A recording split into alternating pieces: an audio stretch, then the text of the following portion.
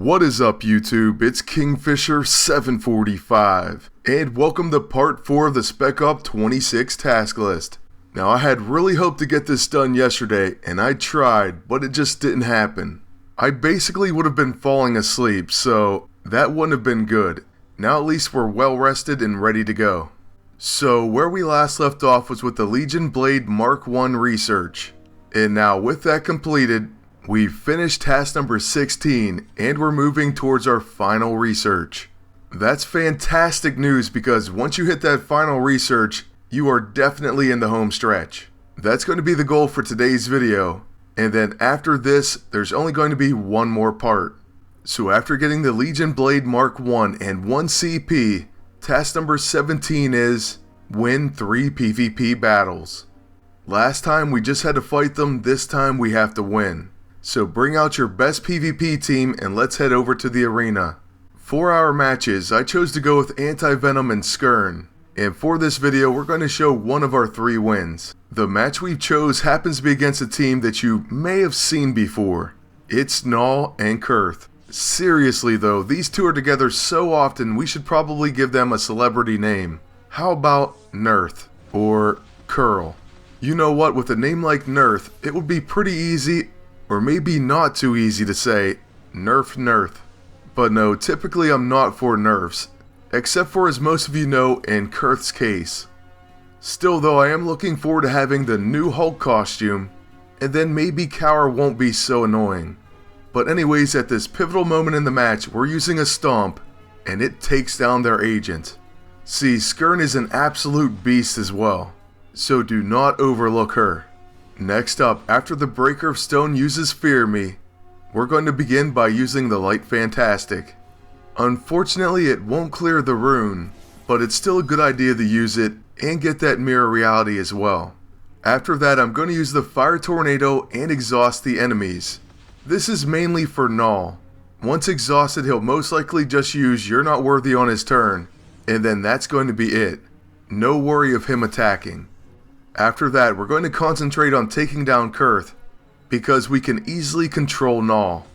So a Stomp does at least some damage, and then luckily we do end up dodging Stonebreaker. After this, I'm also going to use Anti-Venom's Bloodletting on her. We're willing to do anything we can to damage her and just get her out of this battle. Oh, and great news, on her turn, we actually get Objection to proc, and that stops her attack entirely. So now my agent's going to use his quick action, starting with the Improbability Field, then the Fire Tornado, and finally we'll try to finish her off with the Mystic. It hopefully will do enough damage as we only need a little over 4,000. So here goes nothing. And we do manage to drop her.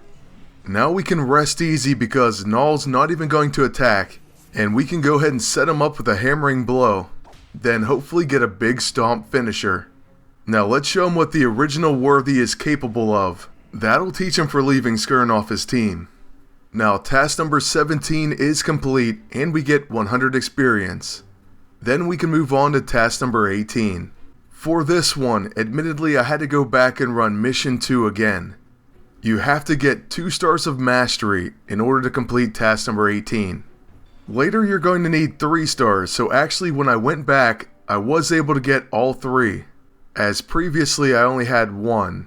But since it worked out that way, I'm actually not even upset. We're done with mission 2 as far as that later task. So it really didn't hurt us in the overall scheme of things, at least unstable ISO 8 wise. Now for task number 19, all you have to do is complete 3 deploys. And yes, these can be done outside of Spec Op 26. I tested this out in Season 2 and got credit for all 3 deploys. That means this task shouldn't be any problem whatsoever. Simply go into any mission of your choosing, do 3 deploys, and collect them. Then you're done with task 19. For this you get 1,000 silver, and then you're already off to task number 20. Heads of the Beast, 20 of 25, defeat a mini-boss in mission 3. So for this you can defeat either Viper or Baron Zemo in Spec Op 26 mission 3. Baron Zemo happened to be the first one to appear, so that's who we're taking out. The team up for this is going to be Scarlet Witch, but once again you can switch her out for anyone you want. But first, let's check out the dialogue. Zemo, did you know Ultron was using you? Or did you not care enough to find out how your attacks just happened to coordinate so well with Ultimatum? Hydra seizes opportunity where opportunity presents itself, Miss Maximoff. Ultron is one such opportunity. A weaselly, non-specific response. That means you didn't know. You presume. Yes. Yes, I do. Alright, so take that Zemo. Scarlet Witch definitely won that battle of wits. But we have switched her out for the actual battle. Instead, we're using Iron Patriot and Iron Man. The top enemy power armor does get to go first, and he's almost finished by counterattacks. On his second attack, the Blade of the Guardian does take him down. So now we'll just use a Plasma Blade followed by the Heartbreaker Unibeam. Unfortunately, the power armor makes it through. But we are setting up that Unibeam to do some real damage later. And for now, our counterattacks seem to be doing the job. In the actual boss wave, we get the best turn order you can actually imagine. So with our Iron Patriot, we begin with a 21 gun salute. And that nearly clears the wave by itself. Next up's Tony Stark with, you guessed it, the Heartbreaker Unibeam. The showstopper. And that takes down the mini-boss with absolute ease. Just like that, we're done with task number 20. As a reward, we get 200 experience and the blueprint for the Legion Transponder. This is our first actual set piece of the Legionnaires set, so it gains a bonus for each set piece equipped. It is also an AoE attack that exploits radiation, does not trigger counter or retaliation effects, and for each set piece that reduces its cooldown.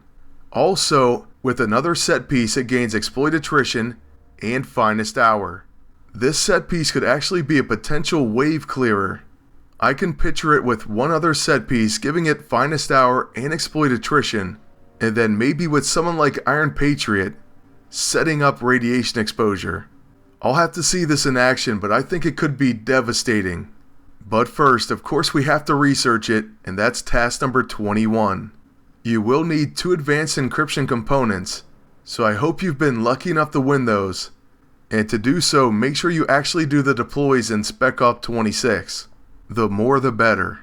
Besides those 2 items, you're also going to need 60 unstable ISO 8, 5,000 silver, and it will take 1 day and 12 hours. So let's go ahead and get that started, and this is going to be your final research of Spec Op 26. Of course, the next part is going to be the finale, so I'll cover that as soon as I can.